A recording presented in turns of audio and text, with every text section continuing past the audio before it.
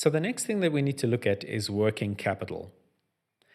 Working capital is the amount of cash that a business would need on hand in order to maintain the day-to-day running of operations.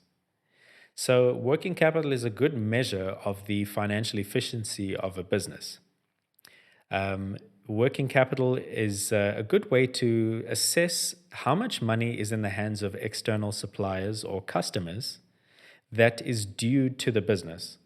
So you've made a sale, but your money is tied up in the hands of your suppliers or your customers. It's not sitting in your business at the moment. So you can't actually use that money for your internal business processes. So your business is very working capital heavy. Conversely, if you receive payment from your customers very quickly and you can defer payment to your suppliers, it means that the money that is due to your suppliers is within your business, so you can apply that money for your own corporate purposes.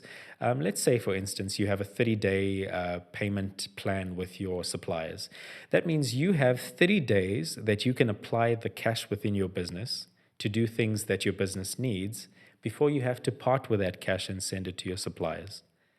Much in the same way, if your customers have a 30-day payment plan, it means that for 30 days, the money that is due to you is sitting with your customers and cannot be applied within your business. So it's very beneficial for a company to monitor its working capital requirements very closely, because you don't want money that is due to you to be outside of your business for too long, unless it brings with it other benefits, so such as a credit payment plan, which leads to customer retention, etc., etc. But let's look at how you calculate your working capital requirement. So there are three concepts to look at. It's your debtors days, your creditors days, and your inventory days. Okay. So your debtors days is basically the amount of money that or the amount of time it takes for your customers to pay you. So let's assume you have a 30-day payment plan where your customers need to pay you within 30 days. Your creditors days are the amount of days that you take to pay your suppliers. So let's say you take 10 days to pay your suppliers.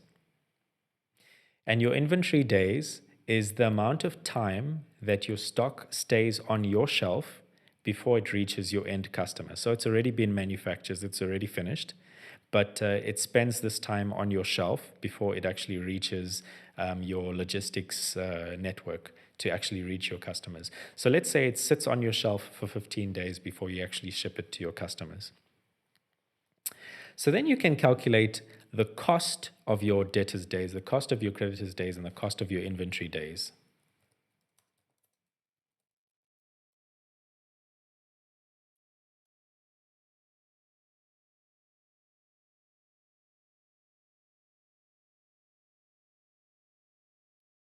Okay.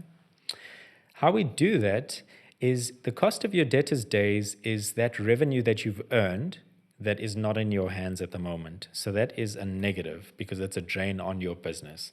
So let's use this fictitious case that we constructed earlier. That's $1 million that's in the hands of our customers, and it's in their hands on average 30 days out of a 365-day year. So that's costing us on average $82,000 in any given time of the year. There's $82,000 that is due to us, but that is in the hands of our customers. So that is a net drain to our business. So our creditors days, the cost of creditors days is just it's a benefit to us because it's the amount of time that our money spends in our business as opposed to being sent directly to our suppliers. So in order to calculate the cost of your creditors days, you take the total cost of your goods that you've incurred that has not been sent to your suppliers as yet. Okay, so in this example, that would be our operating costs.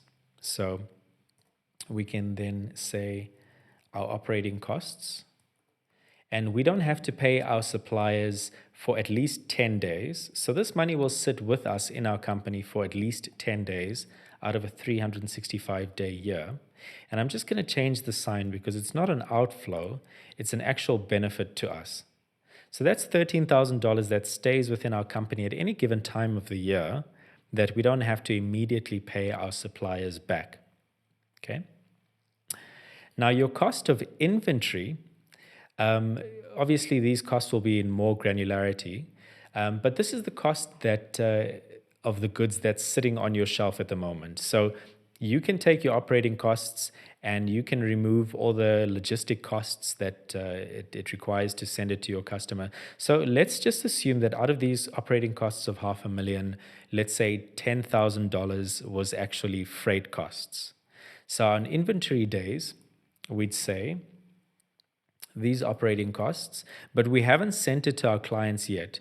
So we're just going to reduce this figure. We're just going to reduce it by $10,000. Okay. And this will stay on our shelves for 15 days. So it's actually a cost to our business. Out of 365 days, this stays on our shelf, depriving us of the cash flow of that would result if we actually sold the stock immediately. So I'm just going to change that to a negative because it's an outflow. And we have a cost of $20,000 for our inventory days. So what we have to do now is we add all of that together, and that gives us, let me just call it our net working capital requirement for that year.